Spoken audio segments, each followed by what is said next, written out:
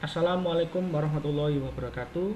Pada video kali ini kita akan membahas tugas 4, yaitu menggambar menggunakan aturan proyeksi, di mana ada dua standar yang kita gunakan nanti untuk masing-masing tugasnya. Yang pertama, menggambar angle block dengan menggunakan proyeksi Amerika.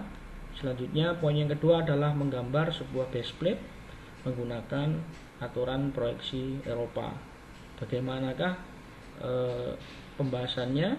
Mari kita simak video kali ini. Baik, untuk memudahkan dalam penjelasan, di sini sudah saya buatkan sebuah model ya. Ini adalah gambar isometri pada tugas 4 yang nomor 1, yaitu tentang angle block ya. Nah, untuk menentukan gambar pandangan Amerika, pertama kita tetapkan dulu pandangan depan. Nah, pandangan depan itu kita tahu harus pandangan yang mendominasi dari bentuk secara keseluruhan benda kerja ini. Nah, kita tetapkan pandangan depannya dari sini. Jadi di ini kita berdiri tegak lurus terhadap benda ini. Di sini kita dapatkan gambar pandangan depan, yaitu kurang lebih gambarnya seperti ini. Nah, ini adalah gambar pandangan depan dari sebuah benda kerja. Nah, bagaimana dengan gambar dari sisi kanan? Kalau kita berdiri di sisi kanan, nanti gambarnya akan seperti ini. Nah, ini kalau kita berdiri di sebelah kanan. Nah, kita tahu kalau Amerika itu pada gambar aturan gambar proyeksi Amerika, apabila kita ingin menggambar sisi kanan, berarti nanti gambar pandangan sisi kanan itu diletakkan berada di sisi kanan dari benda kerja pandangan depan ya. Kemudian kalau dari sisi atas, misalkan ini kita ambil dari sisi atas, akan berbentuk seperti ini. Nah, ini nanti kita akan letakkan di atas dari gambar pandangan depannya ya, seperti ini. Baik, kita sudah dapatkan untuk gambar proyeksinya.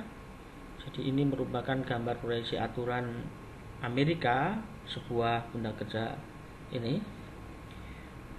Ini adalah gambar pandangan depan ya. Jadi kita berdiri di sini.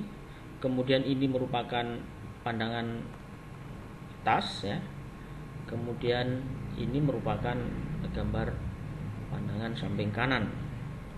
Nah, terkait dengan bagaimana cara memberikan ukuran ya, di sini saya contohkan prinsipnya ketika kita membuat ukuran, satu, ukuran dari sebuah benda kerja ini tidak boleh lebih dari 1. Artinya kalau misalkan informasi yang disampaikan di ini adalah panjangnya 110 mm, berarti panjang ini kan juga mewakili dari panjang ini.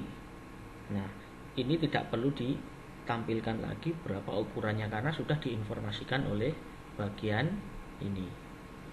Nah, selanjutnya ini, kemudian misalkan kita ingin membuat ukuran lagi bagian yang ini. Nah, seperti ini. Ini tidak saling berpotongan ya. Jadi yang benar seperti ini. Saya contohkan cara pemberian ukuran yang salah bila Anda membuat ukuran seperti ini. Misal ini ya, 30.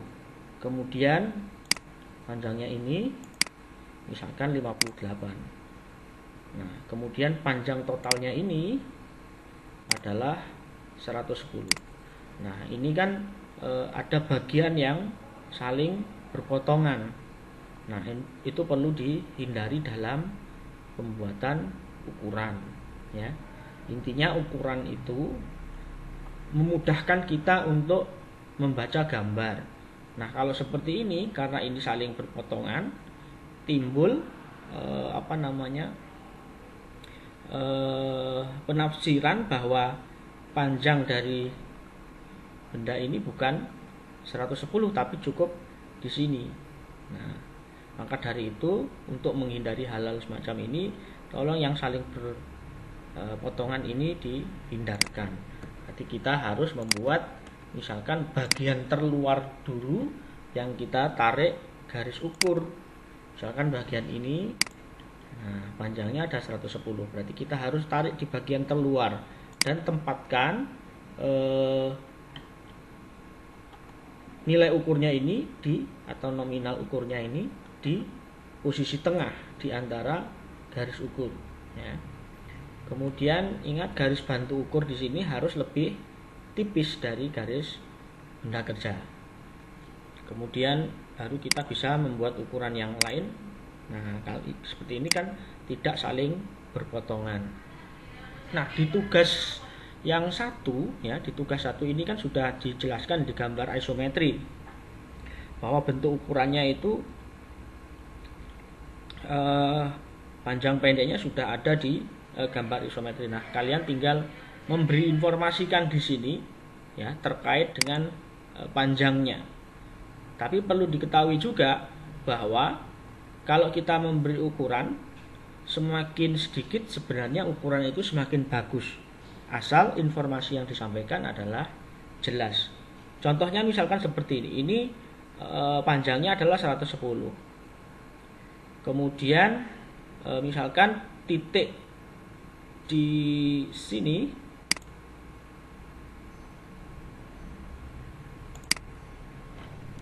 saya ulangi lagi, misalkan